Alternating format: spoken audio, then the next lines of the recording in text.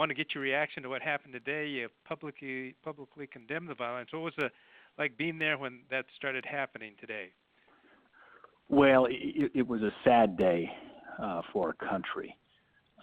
These are anarchists and rioters that came into, that burst into the Capitol. And I can tell you, I'm very thankful for the men and women who protect the Capitol and protect us every day. They stood at their posts. They safely got us out of the Senate chamber and got us to a safer place. But a big debt of gratitude to the men and women who serve in law enforcement who protect us today. But it was a sad day, and it was frightening for many.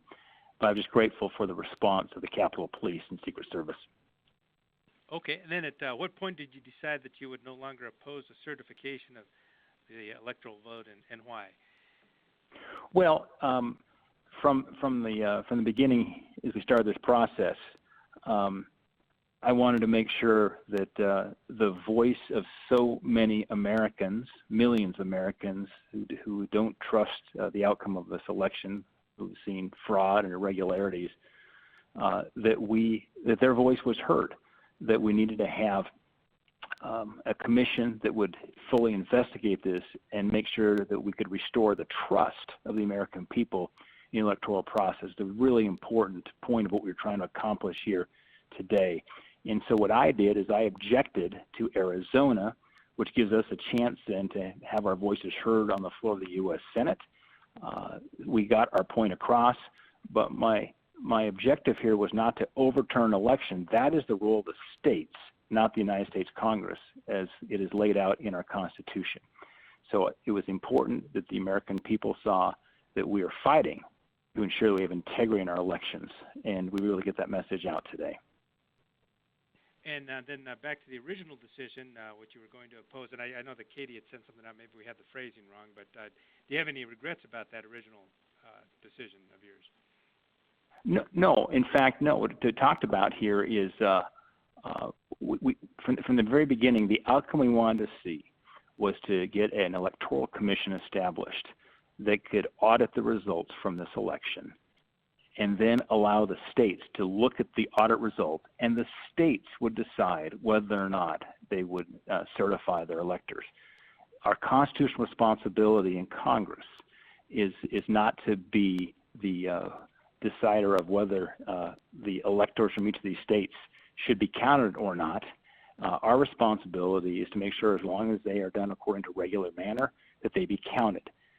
And so we wanted to make sure that we were highlighting some of these irregularities and that we need more time to fully investigate what we saw happen in this election.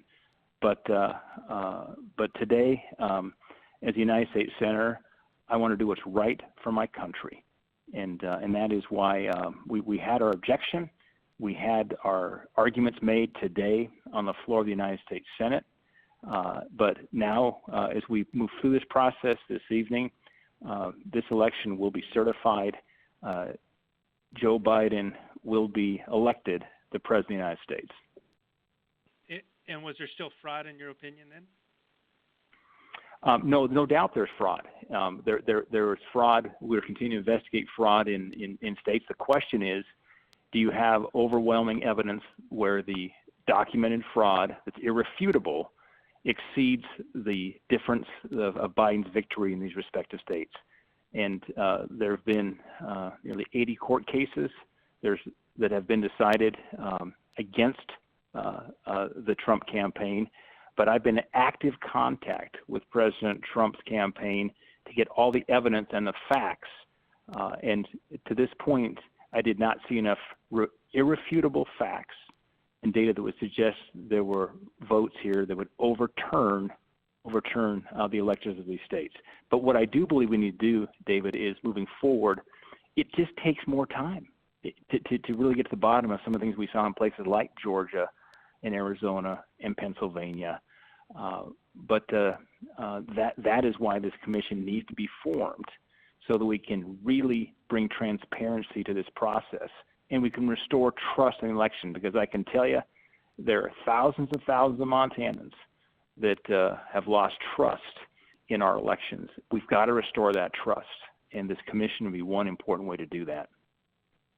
And so that would be what would allow us to move forward together as a country, being so divided, but move forward. This really is not a Republican, Democrat, Libertarian, or Independent issue. This is something we all need to come together to ensure that only legal ballots are counted, illegal ballots are not counted, and that's something that we want to make sure going forward that we have significantly improved on in elections, because there's just a lot of doubt, particularly in these states where you have very narrow margins. Millions of votes cast, and yet the difference between losing and winning is less than 20,000 votes.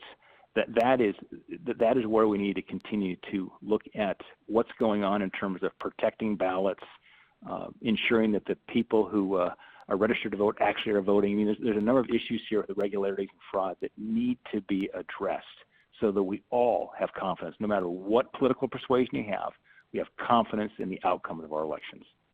Okay, and one last question they had written down here. President Trump continues to maintain that it was a fraudulent election. Are you concerned about what could happen in the next 2 weeks, and how much do you think his actions are hurting our country?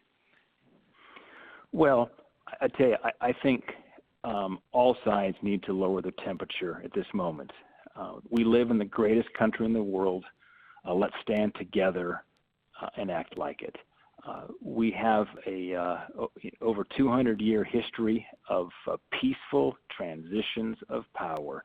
It's something that the rest of the world marvels at, that we can elect the most powerful person in the world, and that transfer of power occurs oftentimes every 4 or 8 years. We've got to uphold that great American standard, and I am confident we'll do so on January 20th. Okay, great. Anything else you want to add that we might have missed?